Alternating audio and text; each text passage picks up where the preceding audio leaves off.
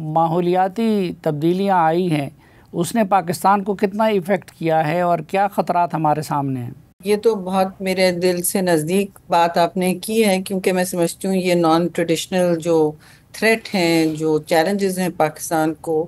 ساری دنیا کو ہے، لیکن پاکستان صافی صاحب اس سال 2025 میں نمبر 1 ہے کلائمیٹ رسک انڈیکس پہ، جو دنیا کا واحد ولنریبلٹی یعنی متاثر ممالک کا ایک فہرست ہوتی ہے، ایک انڈیکس ہوتا ہے جس میں رینکنگز کریٹ ہوتی ہیں، جو گرین واچ کرتا ہے۔ اس پہ ہم بہت سال ہر سال سب دیکھتے ہیں اسے اور کہتے ہیں اچھا ہم اوپر گئے نیچے گئے۔ پاکستان نمبر 1 ہو گیا ہے، کبھی 8ویں نمبر پہ ہوتا تھا، کبھی 5ویں، اور ابھی بھی ہمارا بیانیہ یہی کہ ہم ٹاپ 10 میں ہیں۔ او بھائی، ہم ٹاپ 10 میں نہیں ہیں، پلیز، ہم نمبر 1 ہو گئے ہیں۔ اس کے بہت سارے اثرات ہمارے ملک کے اندر ہوتے ہیں، اور جو ہماری کلائمیٹ سفارتکاری ہے اس پر بھی اثرات ہونے تو چاہیے۔ تو آپ دونوں باتوں پر اگر اس پر گفتگو کریں گے تو ہم ان کو الگ الگ کر لیں جی، کہ پہلے آپ کس اس پہلو پر بات کرنا چاہیں گے، انٹرنل یا انٹرنیشنل؟ پہلے انٹرنیشنل، کیونکہ مسئلہ تو انٹرنیشنل ہے اور جس سے پاکستان ایفیکٹ ہو رہا ہے، تو پہلے انٹرنیشنل پہ ہی بات کر لیتے ہیں۔ ٹھیک ہے جی، انٹرنیشنل ٹو پھر لوکل ضرور آئیں، ہاں، کیونکہ انٹرنیشنل جو بھی مسئلے ہیں وہ اگر حل نہیں کیے جا رہے تو پھر ہمیں اپنی بیچ بچاؤ کس طرح کرنا ہے، وہ تو گھر ہی اپنا جب جل رہا ہے ہاں، تو ہم کس طرح اس کو جلنے سے روکیں گے۔ یہ کیا ہم کھڑے رہیں گے پوچھتے ہوئے کہ کس نے جلایا، کیوں جلایا؟ وہ بھی اہم بات ہے، تفتیش اور تحقیق ہمیشہ ہوتی ہے، اور تخمینے بھی ہم ضرور لگائیں، لیکن ہم یہ دیکھ لیں کہ اس پر آگے ہم نے کس طرح پیش رفت کرنی ہے، کیونکہ اگر کوئی آپ کو بچانے نہیں آ رہے تو آپ کو، جیسے سوات ریور میں ہوا، آپ کو خود کچھ کرنا پڑتا ہے۔ اب انٹرنیشنلی میں یہ کہوں گی کہ جی صورتحال بہت ہی افسوسناک ہے۔ جو بڑی بڑی ہر سال کانفرنسز ہوتی ہیں ان میں ایک سرٹن گولز ٹارگٹس کیے جاتے ہیں، وہ جو ٹارگٹس تھے دنیا کے، جو پیرس گولز ہیں، وہ 2015 کو شاید 16 کو ہوئے تھے، وہاں سے اب سلپ ہوتے جا رہے ہیں کہ آپ کو 1.5 جسے کہتے ہیں سینٹی گریڈ پری انڈسٹریل لیول پہ، ایک ٹیکنیکل چیز ہے، اس سے اوپر ٹیمپریچر ہوگا تو آپ کے یہاں تباہی ہوگی۔ اب وہ پروجیکشنز جو ہیں اس بیس پر ہوتے ہیں کہ آپ گلوبل جو اخراج ہے، ایمیشنز ہیں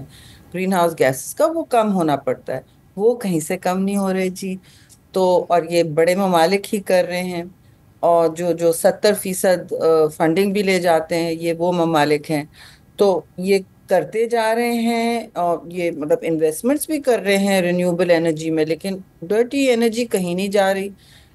آگے بڑھتی چلی جا رہی ہے۔ تو دنیا میں رینیوبلز بہت آ گئے ہیں، لیکن وہ دونوں بڑھتے چلے جا رہے ہیں، اور اس صورتحال میں جو گرمائش ہے، گلوبل وارمنگ جو ہے، جو آپ کو ہر طرف سے کاٹتی ہے، یہ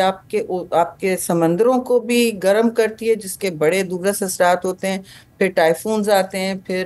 بہت کچھ ہوتا ہے، پھر اس سے آپ کا بارشیں بھی زیادہ ہوتی ہیں جب آپ کے اوشنز گرم ہوتے ہیں، ٹھیک ہے، یہ سب سائنس لنکڈ ہوتی ہے۔ جی، جب ایسا ہونے لگتا ہے جی، تو پھر ہم پوچھنے لگتے ہیں کیا ہوا کیا نہیں ہوا، لیکن ہم وہ لنک نہیں کرتے، کیونکہ ہمیں ذمہ داریاں لینی پڑتی ہیں، مجھے آپ کو نہیں، میں تو امیر ممالک کی بات کر رہی ہوں، جنہوں نے اپنا پورا کلونیل ایمپائرز بنائے ہیں، جن کی کلائمیٹ امپیریلزم جاری ہے، جنہوں نے سوائے برطانیہ کے جو بہت سیریسلی لے رہا ہے گول، اور کچھ ای یو کے ممالک ہیں جو کر رہے ہیں، ساری دنیا بڑی اس وقت گلوبل وارمنگ کو میں کمی نہیں لا سک رہی، اور ہو یہ رہا ہے صافی صاحب کہ ابھی آپ نے دیکھا یورپ میں ایمرجنسی ڈکلیئر ہو گئی 40 ڈگریز پہ، انہوں نے ایمرجنسی ڈکلیئر کر دی ماشاءاللہ، لیکن یہ نہیں دیکھتے کہ ہم کن حالات میں رہ رہے ہیں۔ 40 ڈگریز تو کب کا ہو چکا ہمارے ہاں، ٹھیک ہے جی، اپریل میں شروع ہو گیا تھا، اور جیکب آباد میں پھر 50 ڈگری سینٹی گریڈ، 51 ڈگریز، اور یہ ہوتے ہوتے ہر سال 53 کراس کر رہا ہے 3 سالوں سے۔ تو میں کہتی ہوں ہمیشہ پسنی ہو، گوادر تو نہیں، سوری، لیکن تربت میں ہو جاتا ہے، جیکب آباد میں ہو جاتا ہے، بلوچستان اور سندھ کے بارڈر ایریاز میں یہ ہوتا ہے سب سے گرم، یہاں جی، پانی بھی ختم ہوتا ہے۔ تو یہ مسائل دیکھتے ہیں کہ ہم تو بالکل ایک اوون میں ہم تو کوک ہو رہے ہیں جی، we are cooking, we are boiling, UN secretary general बार बार यूं यूं करके कहते रहते हैं कि this is the world is boiling, और इस फ्रंट लाइन पर हम हैं,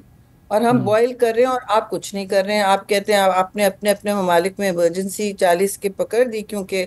आपका तो आपके घर भी ऐसे नहीं होते कि वो केटर करें इतनी गर्माइश, और ये बढ़ती चली जाएगी, उनके लिए भी बढ़ेगी, उनके लिए भी तूफान बढ़ेंगे, फ्लडिंग। देखते हैं कि पूरी गाड़ियां डूब जाती हैं, मतलब कराची पर सब हंसते हैं, लेकिन होता वहां वहां क्या है? क्यों, जब इतनी तेजी से पानी आता है जैसे 2022 में आया, तो आप कुछ नहीं कर सकते। आपकी ड्रेन्स जो हैं जितनी भी खुली हो जितनी भी बड़ी हो वो क्लॉग हो जाती हैं।